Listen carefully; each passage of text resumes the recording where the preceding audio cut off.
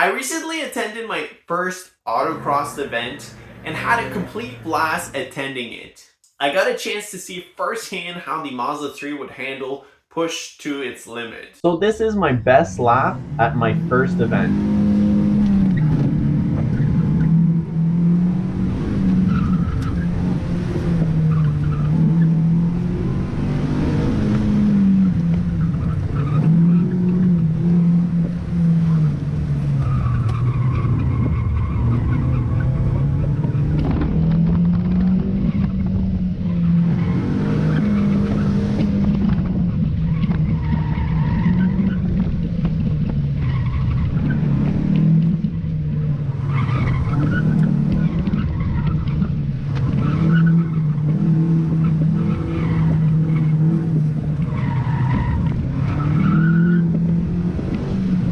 One of the nice thing about autocross is that it's still at relatively low speed.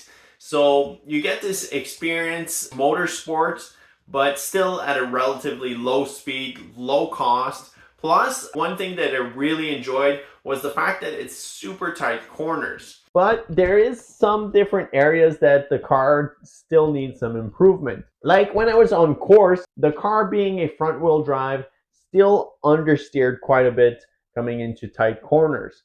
That's even with the upgraded rear Mazda speed sway bar.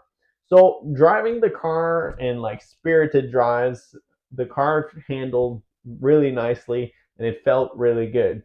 But at those low speed, really tight turns of autocross, that's where the car really, the front end let go. And that's even with some Michelin 4S. That's one area that I did notice that the car could improve on. So before I get to my second autocross event, I wanted to upgrade the rear sway bar. Plus on top of that, I got a set of Koni struts bought a little while back that I've been wanting to install on the car. So I figured I'd do both those mods at the same time to get the car as ready as it can for the next event. All right, so I'm finally getting around to installing these Koni shocks.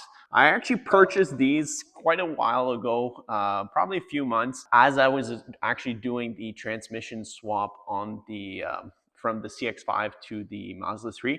So I've had these for quite a while and just never got around to installing them. So now that I finally got a chance to put them on the car, I'm really excited about that. Often when you do install lowering spring, like I have been riding on for quite a few years now, because I had the lowering spring on my white Mazda 3, the OEM struts aren't really meant to be so much lower and they end up going. To be honest, the suspension has held up pretty good. I don't feel like it's blown by any means. It still drives really nice. It's one thing that most people would do is coilovers, and that's the route I thought I was gonna go. But I ended up finding these for $80 on Facebook Marketplace. They were slightly used, and as you can see, the finish is, they're still in excellent condition.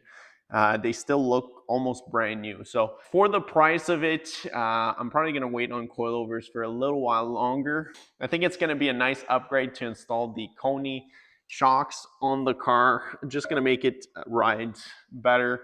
Probably gonna sharpen the car a little bit and stiffen up the suspension, as the Konis are actually made to be paired with a lowering spring. So I'm going to start with the rear of the car, since it is the easiest part of swapping the suspension on the Mazda 3 platform. I don't even need to remove the rear spring to do so. It's literally 3 bolts per side, so it's super easy to take on and off. So we're going to start off with the back of the car and then move to the front.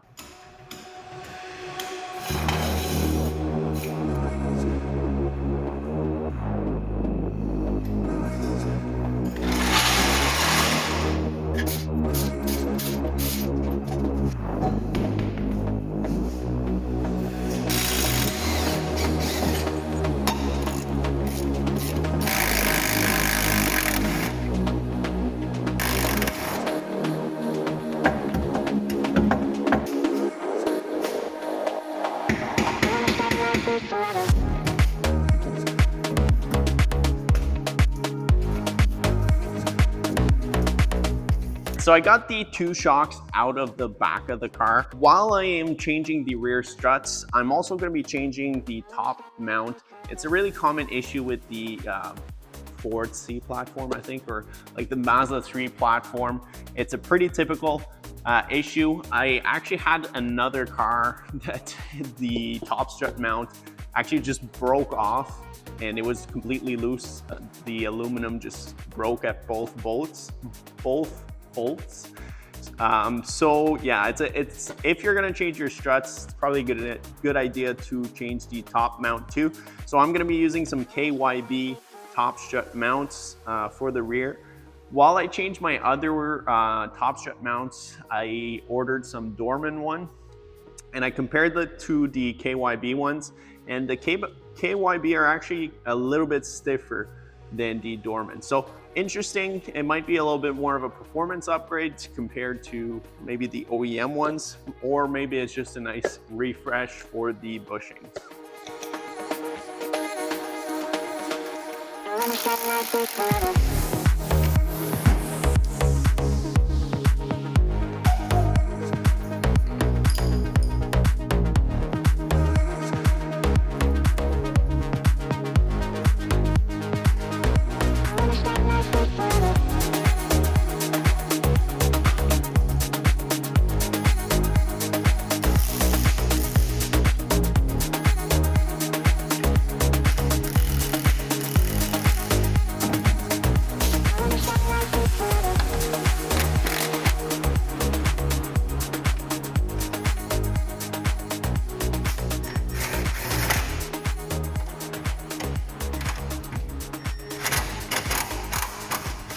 All right, so with the rear struts installed on the car, I'm actually going to be upgrading the rear sway bar.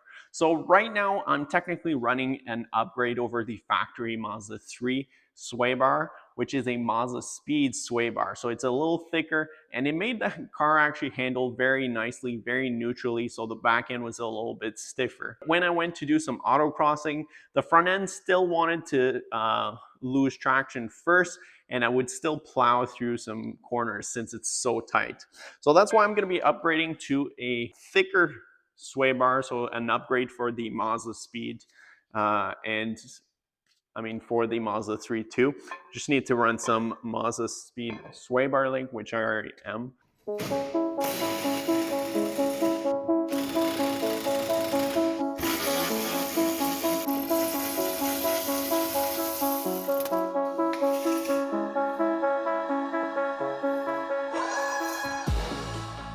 So here you can see a comparison between the two sway bars.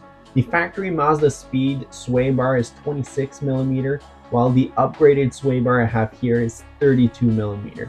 So you can see that there's a big difference between the two.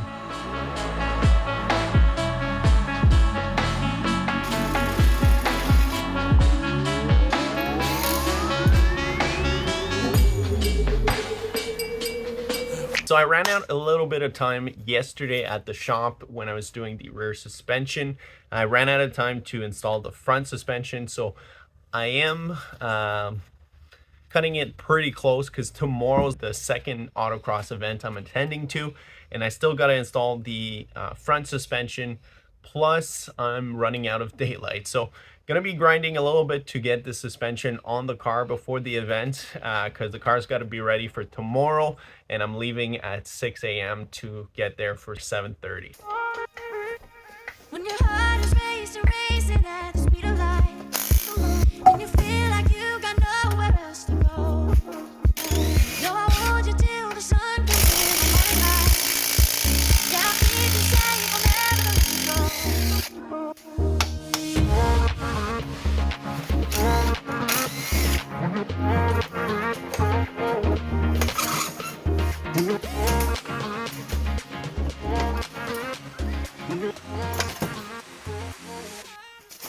So as you can see, my top mount plates completely came apart when I took out the strut. Luckily, I did think about replacing them when I was going to replace the strut, so I got a new set of top mounts, and I think it's just not a bad thing to change if you're doing your struts. It's another wear and tear component, so after a while these little ball bearings, they wear out, and so might as well just replace them while we're right there. So gonna replace those and install everything on the new Koni struts.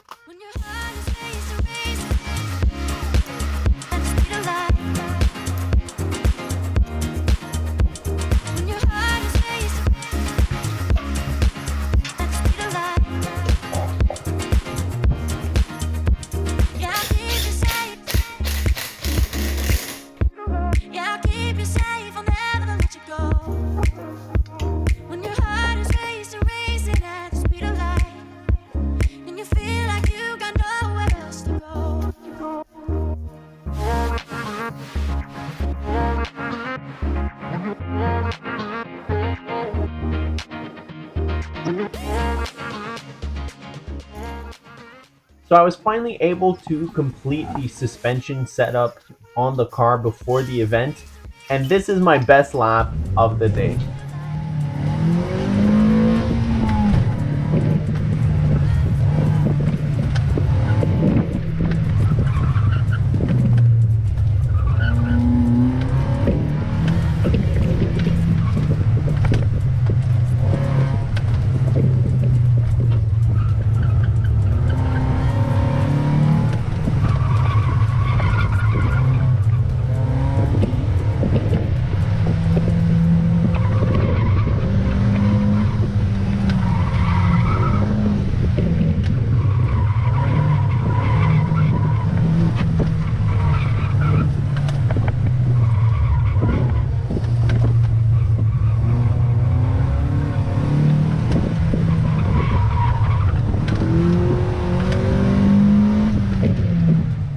So after going to my second event with the Mazda 3, with the upgraded rear sway bar and the Koni struts, the car feels fantastic. I am super happy with the result and how the car is handling now. My brief feedback of the car, I gotta say, like the Mazda 3, it just feels way more planted. It feels in like super tight corners.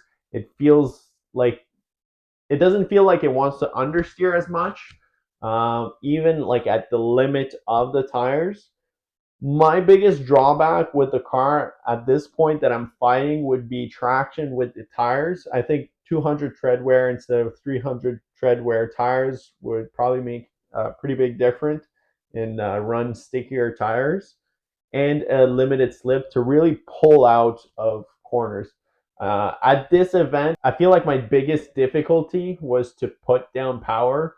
As funny as it may sound with a 2 liter low power car, I really felt like power was going to like whatever wheel had less traction.